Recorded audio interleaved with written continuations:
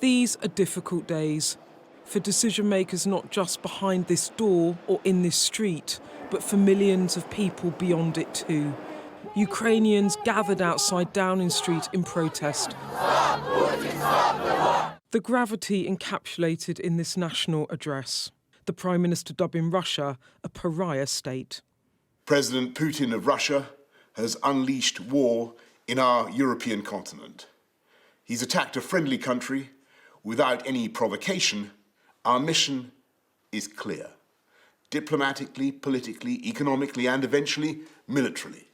This hideous and barbaric venture of Vladimir Putin must end in failure. In concert with our allies, we will agree a massive package of economic sanctions designed in time to hobble the Russian economy. I say to the Ukrainians in this moment of agony, we are with you.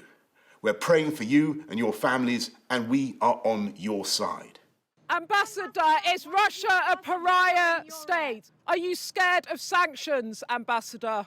The Russian ambassador summoned to the Foreign Office, but the meeting lasting less than 10 minutes. Diplomacy exhausted. The focus now on sanctions and military support as decades of peace in Europe give way to war.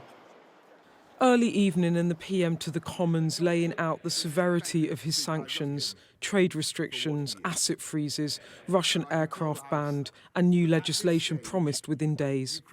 We will continue on a remorseless mission to squeeze Russia from the global economy piece by piece. Cabinet ministers downcast, the Defence Secretary with his head in his hands, and the severity of the situation written across the Prime Minister's face. Today, MPs across the House in rare agreement.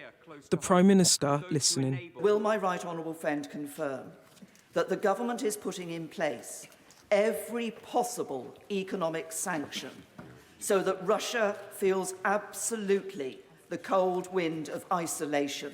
All of us who believe in democracy over dictatorship, in the rule of law over the reign of terror, in freedom over the jackboot of tyranny, must unite and take a stand.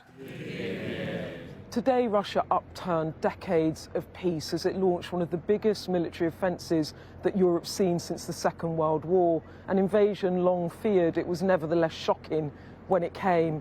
So now the sanctions ratchet up. But Western leaders know in reality they have little hope of changing the course of this conflict in the coming days as they bed in for a protracted crisis. Tonight, Ukraine's flag lifted above a Downing Street lit up in yellow and blue, a symbol of solidarity in these dark times. Are the sanctions enough, Minister? Late into the evening, the meetings here go on, the PM convening his cabinet. Do you have a message to the people of Ukraine tonight? You stand with them. Standing with them at the end of a day that will change the course of this century. Still more to do.